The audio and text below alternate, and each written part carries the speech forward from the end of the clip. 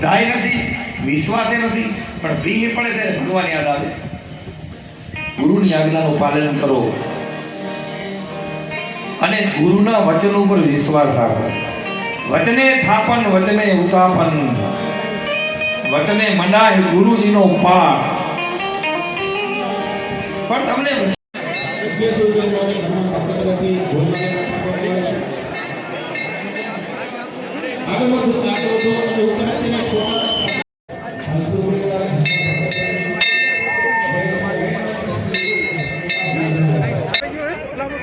ગમે ત્યારે આવો ત્યારે તમને અહીંયા પ્રસાદ મળે અને મળે.